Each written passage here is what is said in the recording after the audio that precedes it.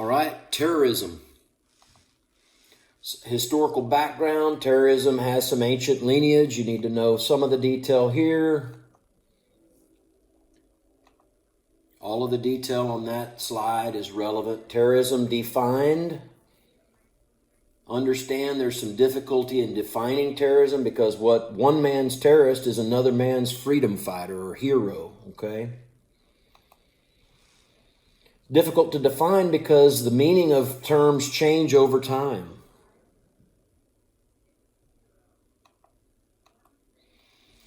The two general types of terrorism are domestic terrorism, and there's some detail there, and then international terrorism. All right, know all that detail there. Then we're going to bounce over to three categories or goals of terrorism. What are the categories or goals of terrorism? You have revolutionary terrorism, you have state-sponsored terrorism, and finally religious terrorism. And then they're broken down more detail. Revolutionary terrorism, understand the concepts behind that. State-sponsored terrorism, and then finally religious terrorism. An example is that of religious terrorism is Al-Qaeda, and it's the most common and powerful form of terrorism is religious terrorism. Foreign terroristic groups. The designation of a foreign terroristic group requires three prerequisites that you need to understand. You must be a foreign organization engaged in a terrorist act as defined in Title 22 of the Federal Code.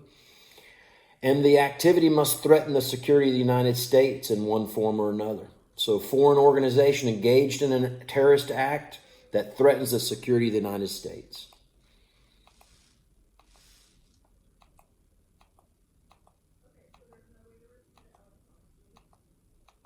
We're jumping right through a lot of this detail. I don't want to get into the history here so much. So the future of terrorism, something going on right now that I've got you must be thinking about is agents of biological origin, or ABOs, generally fall into one of four categories: bacteria, viruses, plagues, or toxins. Some examples include the sarin nerve gas attack in Tokyo subway in 1995, etc. And my question is COVID-19 associated with some sort of ABO? Only history will tell.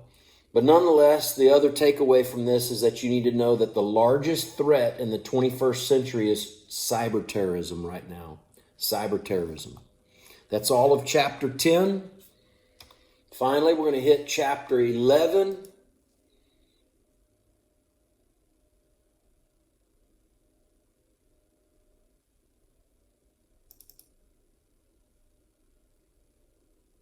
And chapter 11, I believe, is going to be in two parts, so bear with me on this.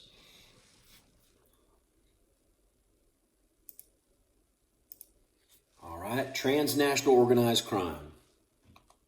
What is organized crime? Know what the definition of organized crime is and some of the details there. How organized crime is distinguished from other forms of criminal behavior. It's a continuing enterprise with rationally planned attack. It's not just random acts, etc. Know that information there. Organized crime involves two primary types of activity. It's the provisions of illicit goods and services and infiltration of legitimate business.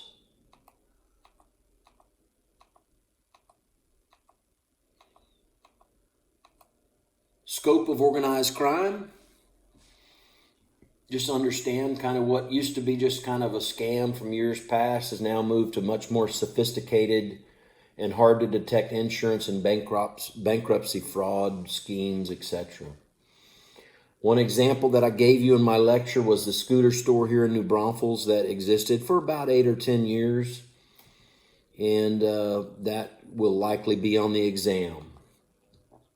The scheme is kind of laid out in the lecture notes. If you need more information on it about the scooter store, the little scheme is kind of laid out in the following lecture notes on chapter 11.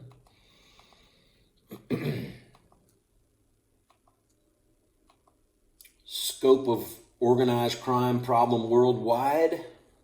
It's become an international problem for several reasons, including the globalization of the world economy, opening of borders to trade and travel, ease of communication via internet, email, and mobile devices. Scope of the problem continued. Transnational crime is a byproduct of globalization.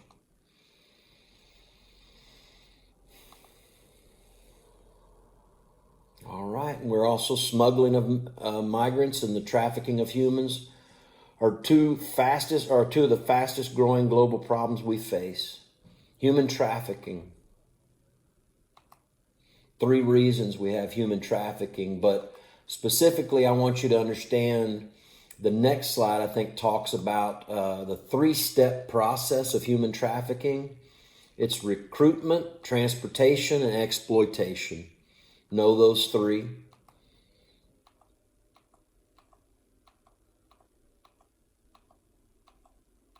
All right, now let me escape and see if there's something more on chapter 11. I think that's in 2 parts. Let's see, that was 11.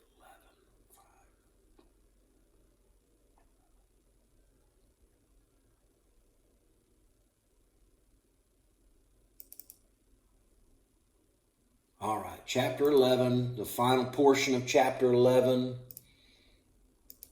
It's in 2 parts. So transnational organized crime, cyber crimes. Need to know cyber crimes. What are some examples of cyber crimes?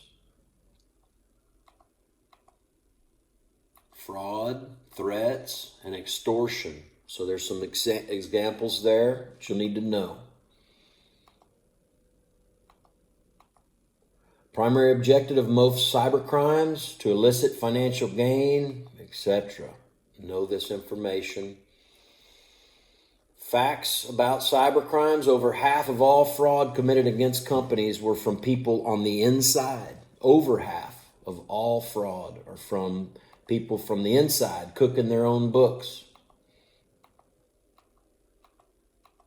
I think that's it right there, folks. Cyber crimes continued. Oh, actually, I want you to, one of the primary indicators of the extent of cyber crimes is provided by the ICCC, which is the Internet Crime Complaint Center.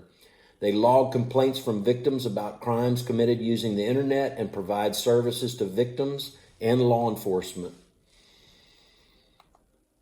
The top 5 crimes reported to the ICCC include the FBI-related scams. That's the number 1 reported scam, is FBI-related scams. Identity theft, advanced fee fraud, non-auction, non-delivery of merchandise like on eBay, where you think you're buying something and you're not. And then overpayment fraud.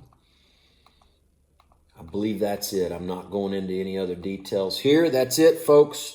Focus on those things that I've highlighted. The exam should not be very difficult. It's going to be open book, open note.